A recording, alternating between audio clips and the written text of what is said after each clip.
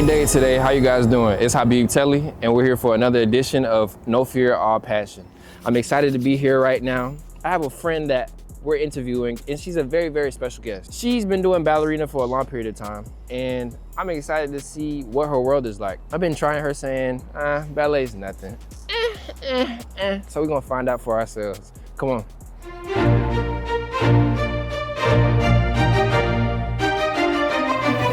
So this person I've known for a very, very long time, and I'm excited to do some content with her. It's been a long time coming. We have a special guest, Jewel Ballerina. Hi, y'all. I guess we're gonna do some ballet, I guess. Is this the proper attire for the... Absolutely not. You What need do to I change. You need some ballet shoes on. I need to see some tights. You need to transform this whole get-up now. It's not giving. No, it's not getting. I'll be back. Bruh. I forgot my shorts. You see, God is testing me today with you. Bruh, I forgot my shorts, the main ingredient. He's like, do you want to be a journalist? This is my test today. Jewel, is this okay? Let's see. Yeah, that's good. I forgot my shorts at home. That's fine. This is the classical ballet attire anyway, so first of all, we don't do that, so just take it easy. The way ballet class is normally formatted, it's progression. So we start off with pliés, something small to warm our legs up first. Then we progress to kicks. Then we progress to turns. Then we progress to big leaps. So we're gonna do all of that. All right. You think you're ready? Yeah. Okay. All right, so let's start. Our main position is first position. What is first position? I like to call that our pizza slice. So our heels are together and we're making like a pizza slice with our feet. Not like that. Good. I'm surprised that you made it this far. You about to talk to me like the kids too? Yeah. So, obviously since my name is Jewel, I always tell my students Miss Jewel loves diamonds. So our first step that we're gonna learn is plie. So when we do plie, let's put both our hands on the bar. We make a diamond with our legs. You see that diamond shape? Oh shit. Good, that's plie. The opposite of plie is releve. So when we go down is plie, and when we rise is releve. When we do releve, you wanna make sure that your toes are bent. Relax your toes. First of all, you're already doing not good, honestly. So just look at my feet. Okay, I'm looking. You see, look in the mirror. If you're watching this, first of all, thank you. And second, get up on your feet. Yes, get up on your feet and try this exercise. And let me know what you think down below in the comments. Mirror. How my toes are relaxed. You don't want to be here. Oh, you want to okay, be here. Okay. Okay, good. So that's releve. So what goes down? Plie. What goes up? Releve. Releve. So we're now, and then you got to make sure that your legs are straight. Straight. Even straighter. Good, just like that. Oh, snap. Mm-hmm. And then we also, in ballet, we also have these things called magic muscles. You can't do ballet without the magic muscles. Your butt has to be squeezed.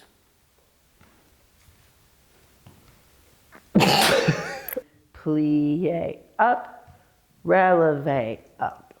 Plie up and releve up. Plie up, releve down. Plie up and releve down. Pause. I have a good feeling that you guys are laughing in front of the camera right now. I didn't know ballet could be this hard. This is the first step to learn in ballet, and I'm already struggling. My legs hurt. I don't know what happened, but all of a sudden, everything just got harder. Our leg on the bar here. We're going to do stretch sideways. Come up, turn towards the bar, all the way over. Come up, return away towards the bar. Go all the way down. Come up. Then we turn right back side. Lift the leg off the bar. Slowly come down. Turn, and then we're going to split. Just like that.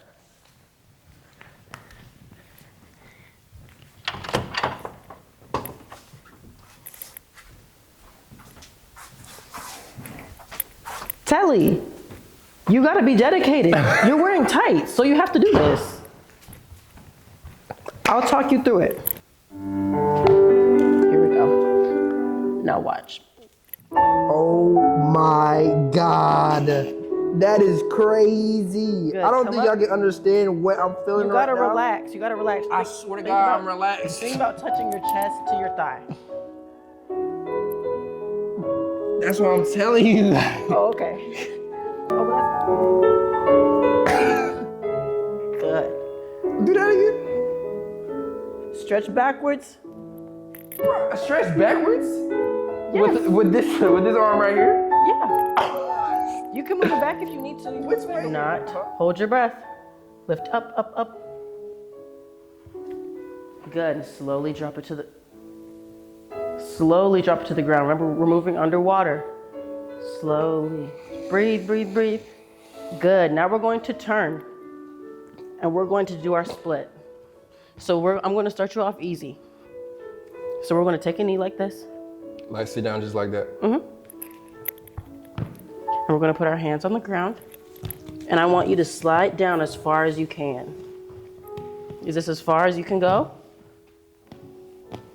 Okay, good. So what we do is we're going to breathe in through our nose until we can't breathe in anymore. And when we breathe out, we're going to slide down on our split 1 millimeter. Okay, even if it's just like this. Hold your other leg is, oh, I'm stuck right here.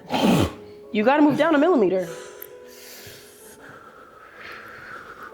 And breathe out. Move down 1 millimeter.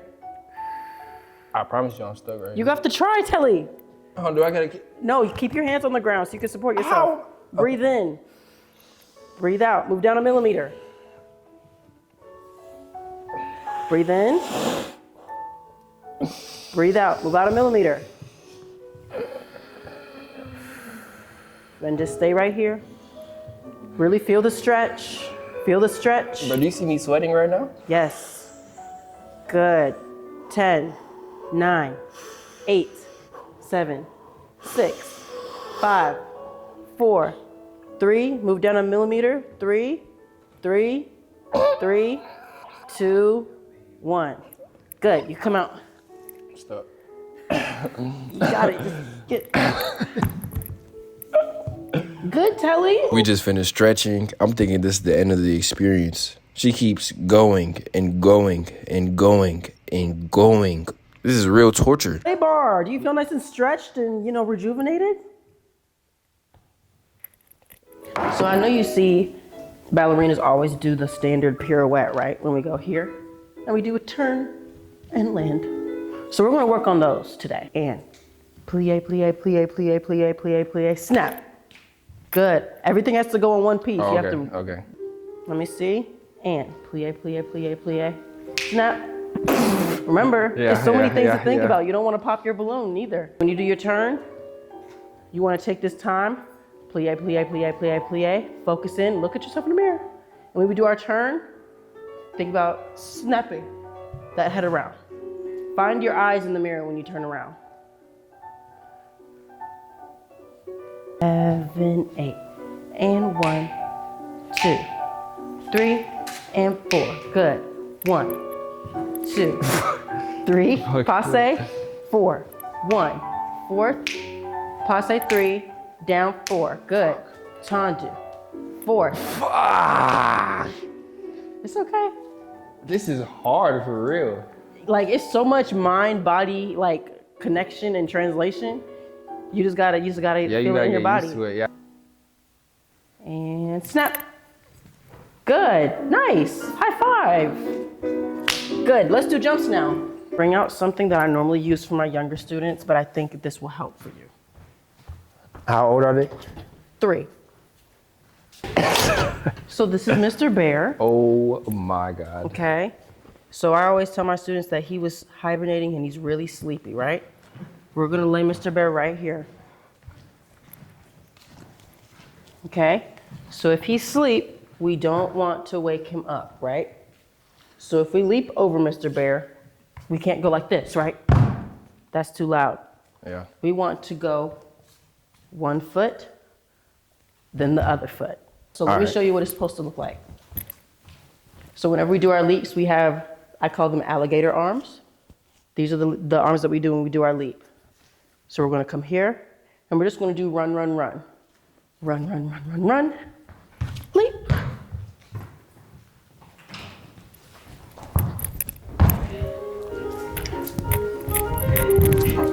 My leg cannot. Great big jump. Good. That's it. Good, that's actually the best thing that you did in here so far. Wow.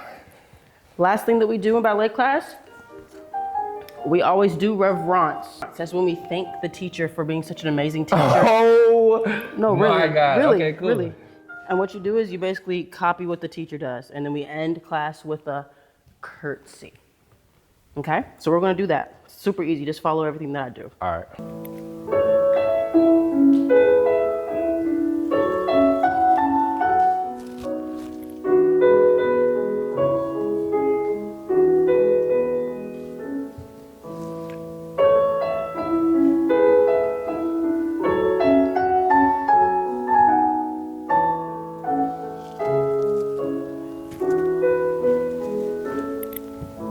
Good, nice, Telly. That's it. That's it? That's it. Okay. Good job. That is it for your first ballet class in life ever. How do you feel? I don't know what I just went through right now. My legs hurt, my body hurts, my calves hurt. This is actually like tough though. Yeah. It's a different level of respect that I have for ballerinas. Cause you watch people on TV and you just think it's just lollygags, like, There's so much to think about. It's so many different parts, and people don't realize that. y'all need to stretch too. I just realized I'm stiff, like, you get old. gosh. It's just crazy, bro. Now that we finished doing that, let's get into the interview. When did ballet become a passion for you? I think ballet really became a passion for me when I was young. I kind of knew, like when I was maybe like 5 years old, like I always kind of excelled at dance. So when I first started at the age of 3, it was kind of like something fun to do. And then it was like, okay, I'm going to start taking ballet class 2 times a week. And when I started taking class 2 times a week, I started getting invited to like the invitational classes, and I always wanted to go. So I think that's kind of how I knew that I at least liked ballet. But yeah. Do you remember your first experience? I don't remember my first experience, but my mom does. My very first ballet class that I did, I was really 2. And she brought me into the studio, and I was one of the kids that like was crying, didn't even want to go into the class, like broke down in the lobby. And she basically kind of had to like shove me in the class and just shut the door. And she said I was like bawling my eyes out when I went in. And then when I came out of ballet class, it was like, Mommy, I was dancing. Like I loved it. And then I just kept on going back. So at what point did you decide, I'm about to start posting ballet online? I started first posting ballet photos online. At my I remember that. Yeah, at my dance studio, we used to do productions like Nutcracker, Cinderella, Swan Lake. We'd had 3 productions a year. So they had a whole bunch of like moms that took pictures with their cameras and stuff like that. And they would share the photos on Facebook. And I think this was around like maybe 2014, 2015. Everybody, it was like the thing to have like a Instagram, like a regular Instagram, and then a dance Instagram. So I made my dance Instagram. Everybody's Instagram was always their name _ ballerina. So I made my Instagram Jewel _ ballerina, and I started posting like the shots from each of the plays that we did. And I just racked up a whole lot of content, like photos of me performing that way. And then when I kind of graduated high school, it kind of bled into more like videography and like serious photography with dance. So were you always comfortable posting online, or you kind of got used to it after just going through that whole experience? At one point, were you like scared of anything? Like scared of what people think about it? No, actually. Today, now I kind of like see how people could be like, wow, this girl's grown, like really dancing around in a tutu, but I don't even look at it like that at all. And I never had anything where I felt like it was holding me back from posting. It was just always something I was kind of used to. What do you think is the misconception with posting online? I feel like a lot of people get scared to post online and put themselves out there. Why do you think people do that? Because people compare themselves to other people. That's the main reason behind it. People get insecure. Insecurity only comes from comparison. So when people are comparing themselves to other people, other dancers, X, Y, and Z, that's what kind of brings the fear when it comes to sharing their experience, what they look like, what they do. And one of the things I always remembered when I first started posting, I didn't have like the best like dancer body when I was growing up. I was always told that I was too muscular. So I remember when I was younger, I used to always kind of post with the state of mind like, I'm putting more muscular build ballerinas kind of in the focal Spotlight. point, in the Yeah, I see what you're spotlight. saying. So, yeah, that I've never really been insecure about that, but that's the main reason why, especially in the dance world, people want to make sure that they post pictures with the highest leg or the most arched foot. But if you just do what you like, I'm not the best dancer out, but I still stand out because of the passion that I have behind it. So what is flowerina for those who don't know? So a flowerina is basically a cross between a ballerina and a flower girl at a wedding. I've kind of expanded the title to a classically trained ballerina that is in an unconventional space. It's bigger than just weddings. It's bringing the art of classical ballet to regular people, I guess you could say. We're moving it out of the theater and into just unconventional spaces, weddings, birthday parties, vow renewals, fashion shows. It's an art that I think deserves to be shared and shouldn't be guarded by, like box office ticket sales and things like that. So it's just a unique way to kind of bring the arts to everyone and make it accessible. Where do you get your inspiration from? I feel like you've asked me this question before once, and I don't really have like a mentor, and there isn't really anybody else in the dance world doing what I'm doing. It's really just, you train, go to a company, perform there, and retire. So I feel like that I'm my own motivator in a sense. I kind of feed off the fact that I'm the first doing something and the fact that I'm creating a new lane for people that's coming after me. And yeah, I feel like self-motivation is a big factor of why I'm successful in my own way. So being on your own path, are there any like moments of doubt or uncertainty that you experience? No, no, not ever actually, because once again, I have created something completely new. So there is no infrastructure or guideline or blueprint I have to follow. So I don't have any insecurity. If I want to do something and I want to, start doing other events like doing ballet at the circus, I can do so, because who's telling me that I can't? Nobody told me that I couldn't do weddings. You know what I mean? So I could just go out and do whatever I want to do. And if it works, cool. If it doesn't, just move on. So what experiences would you like to do that you have not done yet? I would like to venture out into not having a ballet company, but having a space where, I'm not necessarily training people. Like I was already, like the dancers that I bring on, they're already trained. So I don't really want to, train people how to dance. I want to train people how to emotionally emote and be artistic in their dancing. Like a lot of people can have really good technique, but not a lot of people have artistry. That's why when, I perform at weddings, people cry or they get chills, because you can't just do arms. You have to emote and make people really understand the story that you're telling with your body. That's what dance is really about. But nowadays people just are so concerned with, their leg being up here and their foot being like a banana, all the meat in the dance really gets lost. So I want to kind of open up a space where I can cultivate dancers and grow the artistic values behind dance rather than technique. You just literally answered one of my questions. I was going to say, if you can describe a feeling or use one word to describe a feeling that you give people.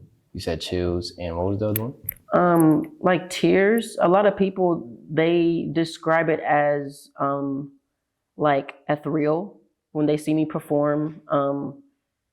Just something that just comes over them, kind of like when you get the Holy Ghost. But I've never been able to understand that because I'm always the one performing, So all I could do is just kind of go off the testimony of people in the audience. Yeah. Are there any experiences that stand out to you, like any crazy moments you were like, oh? Almost every single time I go to a wedding or, out in costume, people are always, it's really crazy to me how they have like a perception of ballerinas. Like sometimes people might think that I'm mean or something like that if they just meet me kind of like out. Is that a stigma or something? Like people think ballerinas are mean? I don't know. People are just really surprised that I'm nice, and people don't think that I'm like a person. Mm. Like for instance, like when I perform at the Georgia Bridal shows, I'm always performing in the fashion show. And then after the show, I meet and greet with the people and the brides there at the convention.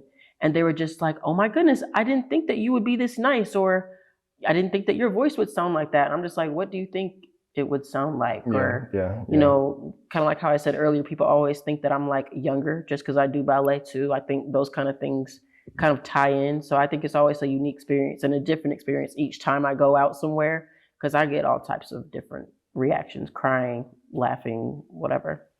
So how is it being a Black woman in the ballet world? Is that like a normal thing? Like, or like, are there a lot of minorities? Not really. I mean, just a few years ago, the famous dancer Misty Copeland, she was the principal, the first Black principal dancer of American Ballet Theater, and that like happened within like the last 15 years, I think. So it's relatively recent. It's something that we're not really seeing a whole lot. So in particular, when I do my weddings, people are always like, "Oh my goodness, like this is so beautiful, and plus she's Black." It's just always like, you don't see that, and especially with ballet, you don't see as many classically trained dancers. And the way I kind of translate that is dancers that have good technique as if they're a white dancer. In the Black community, we have ballet schools that really, you know, can teach ballet, but sometimes the technique isn't really there. So one of the things I think that is really like in your face surprising about me and the way I dance is the technique value. And that's another thing that I want to add in too, is bringing that good, fresh, classic, clean technique to Black dancers as well, because it doesn't matter what race you are, you can still be fantastic. Outside of ballet, outside of ballet, what do you like to do? Oh my goodness. So I grew up like an only child. So outside of ballet, I'm since I own my own business, I'm really honestly like working all the time. Whether it's like I've been answering emails throughout like this whole shoot, making flyers, things like that. But I enjoy doing that, so it doesn't really feel like work. So this is pretty much a lifestyle for you. But do you think that it can be draining sometimes? Yes. So yes. what do you do to like take a break and just be present in the moment? It's tricky because it's like I have a passion job, and it's like as an entrepreneur, like you always work 24/7. So it's a double-edged sword when you work with something that you actually like to do. Even in the studio, like I'll come in here and just dance. Like that's my coping mechanism. That's what I like to do. But it's also my job too. You know what I mean? So just decompress dancing. And even teaching, I really enjoy teaching and dropping that knowledge down to other dancers as well. I guess you could say something outside of dancing. I enjoy cooking. Yeah. I realize even for myself, like stuff like this, I can see myself doing for a long period of time because it's just easy and natural to me. Yeah. But I never really take the time to just be present in the moment and be like, I'm alive, like I'm breathing. Like, and I feel like people need to do that because it's healthy. Right. You can burn yourself out not taking time for yourself. Exactly. Okay. So how has like the internet shaped your perception of your future? I don't know if that makes sense though. Like you went viral, crazy viral. I'm like, if you can go that viral in life and just life changes just like this, does that make you like what do you think is possible now that that switch has happened? That makes sense? Yeah.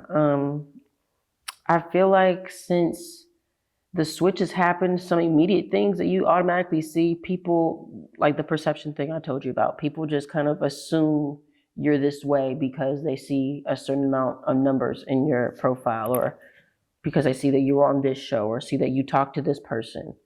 So for sure, just using that to my benefit, I feel like in regards to like kind of predicting the future, I can see more success in that because we as humans, we tend to follow the majority crowd, you know, so that's all Instagram and stuff is. You just want to see how many people are following the person, so we could just follow that person because everybody else is following that person.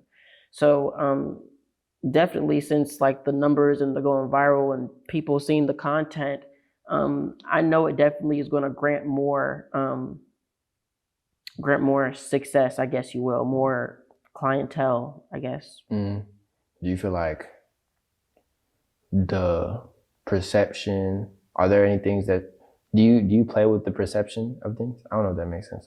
Yeah, of course. I mean, there's always a persona that you kind of form when a lot of people start, following your work and things like that. Like, of course, when I go to the wedding, it's still me, but it's another version of Jewel. Like, hi, how are you doing today? I'm so excited for the wedding. Oh my goodness, you look amazing.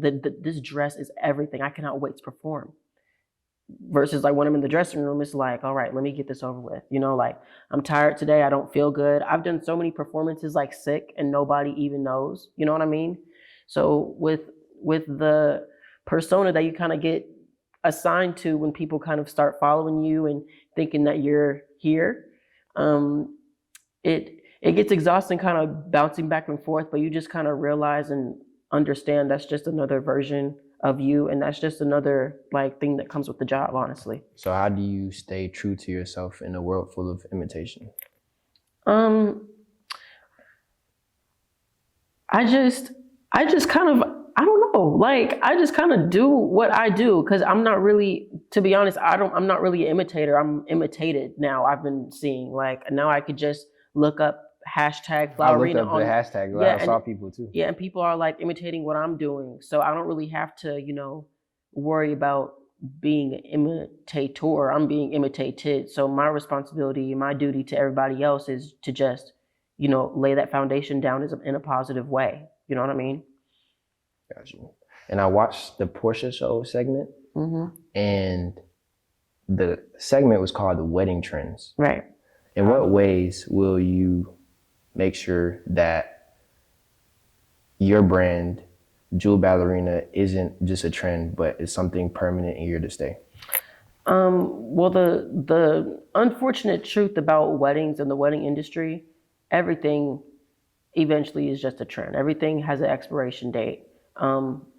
My brand and what I do is just kind of like new and shiny, so everybody wants it. I'm kind of at that peak right now. I think I'm going to be in a peak for a long time, because there's so many people in the world, and every single time I go viral, it's more and more people saying, I've never seen this before. I've never seen this before. So it's going to be a long time where I'm on this peak, but everything in weddings always lives and dies, just like how trends do in everyday life. So all I could do is just ride the wave while I'm high, and then when it plays out, just, live through my legacy. I feel like I'll just have a studio and it'll be like the name, you know what I mean? Jewel Ballerina. But I already know this isn't going to last forever, but I know it's going to be long lasting because it's something new, it's something different, and people love it. So since you're in performing arts, this is my last question too. Would you do acting? I saw a few commercials that you did. Oh yeah. I would for sure do acting. Dancers have like this, people don't even know, like, when you are trained classically and we do the plays, the plays are like an hour and a half, 2 hours long, and dancers don't use words at all. All we do is emote. Yeah, I saw that. There was a bathtub commercial or something that you did. Right. Yeah. And I was. But like I've been acting ever since like my first role when I was in the Nutcracker. I was like the bunny. Mm-hmm. You learn to, that's all dance is. It's just expression. That's why I was saying some people miss that key part and they're just like dry dancers that can't emote. Yeah, but like when we tell the stories, we're legit telling stories like through our movements. That's what ballet is for. It was for entertainment for kings and queens. They go to see the ballet. It's like a play, but with dance. So I would for sure go into acting. I feel like I'm a good actor, and I think I have an advantage because I am a dancer and I've had that experience. Say less. Well, I appreciate you for doing this. Of course, I appreciate you. My legs are hurting right now. Good. That means you need to stretch tomorrow and stretch every day after that. This is another segment of No Fear, All Passion. And this is Habib Telly. I hope you guys enjoyed this experience, and we have more to come. Like, comment, subscribe. See you later.